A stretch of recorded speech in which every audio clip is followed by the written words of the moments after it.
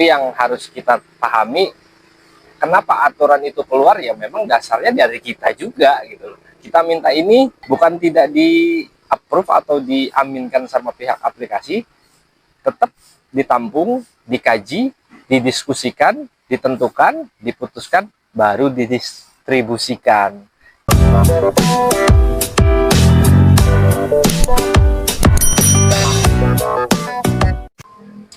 Halo Tantah, Haji Sodik Pemana.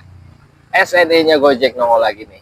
Mau share sama coba memberikan penjabaran nih dari asumsi yang kita udah kaji mengenai aturan-aturan. Kenapa banyak banget pembaharuan aturan nih?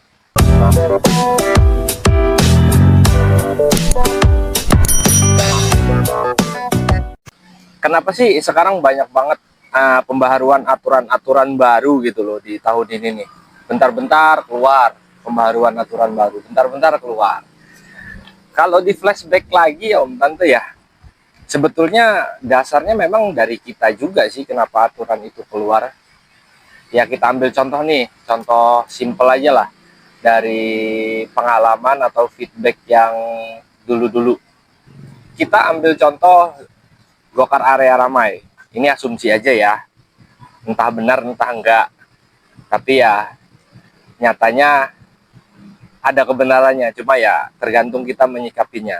Dulu nih zamannya level di Gokar itu kan ada level basic, silver, gold, sama platinum. Nah dari level-level itu kan banyak juga tuh asumsi lapangan yang level platinum atau yang tertinggi itu prioritas order. Gold juga sama. Terus level basic dan platinum agak kesulitan untuk mendapatkan order. Itu kan dulu asumsi lapangannya seperti itu. Nah banyaklah yang ngadu ke kantor atau ke tim OPS itu. Kenapa bisa begini, ini level saya begini, kok sulit banget mendapatkan order. Sama tim OPS itu tidak langsung diiyakan, tapi tetap dikaji ulang. Ditambah lagi zamannya ada member tuh, member gacor lah bahasanya dulu. Kita flashback dulu ya. Member gacor. Member gacor yang dimana kita harus bayar bulanan untuk mendapatkan kegacoran akun. Jadi kita bisa bersaing dengan teman-teman di lapangan. Dari situ, dari aduan kayak begitu, terus dari informasi yang beredar di lapangan banyak, dan setelah dikaji, mungkin ketemulah jalannya. Dibuatlah semacam program Gokar area ramai. Jadi bahasa kasarnya kayak gini, oke daripada lu member semua orang keluar duit, mendingan lu ikutin program gue deh, gitu kan. Ini program gue kayak begini, dijelasin. Nah, syarat untuk mengikuti program itu hanya khusus untuk level basic dan silver. Dulunya kayak gitu ceritanya ya. Lumayan gacor tuh level itu tuh setelah mengikuti program Gokar area ramai atau bahasanya Gokar camat yang gembor-gembor tahun berapa ya kalau nggak salah itu. Sekarang 2024, 2022 lah, 2022, 2023 itu kalau nggak salah. Rame tuh gacor tuh. Nah yang platinum kan keambil juga orderannya sama Gokar area ramai yang ada di dalam wilayah. Dulu programnya kayak begitu. Karena syarat untuk menjadi mengikuti program Gokar area ramai dulu kan levelnya hanya khusus basic dan silver ya, katanya gitu. Ini kan cerita aja ya, cerita yang memang Haji Sodik dapetin dari kawan-kawan di lapangan kayak begitu. Nah dari situ kan mulailah ada kesenjangan orderan tuh, yang akun reguler dan yang mengikuti yang mengikuti program Gokar area ramai. Berselang waktu berjalan, ternyata program itu ya bisa dibilang menguntungkan.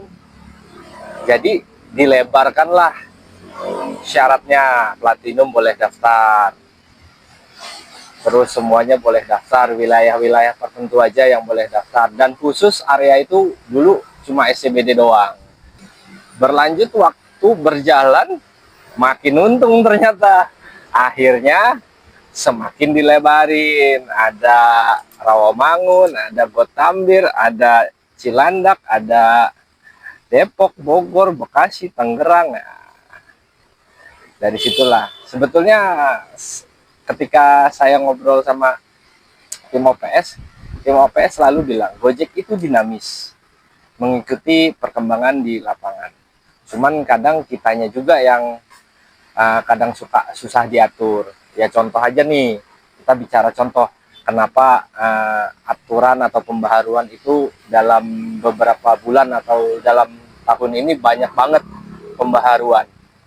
Ya contohnya aja nih, memang ada yang bilang ke saya nih, argonya nggak masuk di akal nih, mapnya nggak bener nih, argonya terlalu murah, masa berapa puluh kilo argonya segini. Ya oke lah, memang benar adanya atau benar nyatanya kayak begitu ya. Cuman ya jangan diakalin, maksudnya gitu. Kalau misalkan udah ada info kayak begitu atau kejadian kayak begitu, ya jangan diakalin maksudnya ya jangan di lobby terus digendong. Nah, hal-hal kayak gitu kan menjadi perhatian, datanya ada, dan saya sempat dikasih tahu juga walaupun cuman lisan ya, kalau banyak teman-teman yang ngegendong orderan, ya alasannya karena terlalu murah lah, terus nego si customernya mau. Ya sebetulnya sah, tapi kalau bicara benar dan salah ya tergantung menyikapinya gimana ya Om Tante. Ya contohnya gini aja lah, kita ambil perumpamaan aja nih. Pernah dengar kan cerita tentang satu orang yang digigit semut di bawah pohon yang memang sarang semut. Ketika orang itu digigit semut, nah dia untuk ngebalasnya kan ceritanya itu ngebakar pohon yang menjadi sarang semut.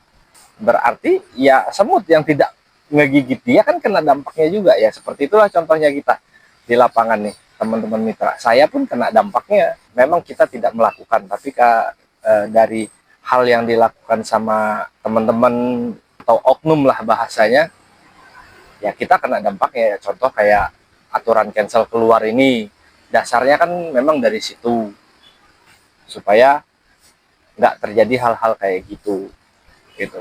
Dan kekhawatiran ketika orderan jauh kita nggak mau bawa, ya memang benar kekhawatirannya kayak dulu juga. Saya pun pernah mengalami ketika saya bawa orderan jauh, ketika sampai saya nggak dapat orderan balik. Hal itu udah kita sampaikan juga saat kopdar. Kalau memang ada orderan jauh ya mbok dikasih orderan lagi loh di tempat tujuannya gitu, jangan didiemin. Kekhawatiran itu hal yang wajar sih memang, cuma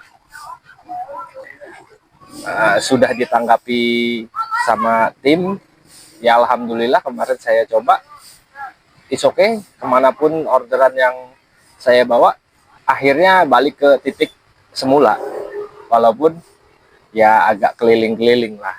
Dasar-dasar kenapa aturan atau pembaharuan itu keluar dari beberapa kajian atau kasus di lapangan yang diterima terus dikaji ulang, akhirnya keluar banyak pembaharuan aturan. Ya nggak salah juga sih, tapi yang harus kita pahami kenapa aturan itu keluar, ya memang dasarnya dari kita juga gitu. Kita minta ini bukan tidak di approve atau diaminkan sama pihak aplikasi, tetap ditampung, dikaji, didiskusikan, ditentukan, diputuskan, baru didistribusikan. Jadi banyak proses ya, karena kan kita bermitra dengan perusahaan TBK. Banyak divisi-divisi yang mengkaji sebelum menentukan untuk menjadi keputusan. Seperti itu ya Om Tante ya. Dasar-dasar kenapa banyak pembaharuan aturan untuk mitra sekarang. Awal mulanya ya memang dari kita juga, cuman kadang kitanya nggak sadar. Demikian ya Om Tante asumsi yang bisa Aji Sodik sampaikan. Ini bukan data sebenarnya sebetulnya, hanya asumsi lapangan atau asumsi pribadi yang mungkin alurnya atau benang merahnya sama, supaya bisa dimengerti dan dipahami. Semoga bermanfaat. Salam satu aspal.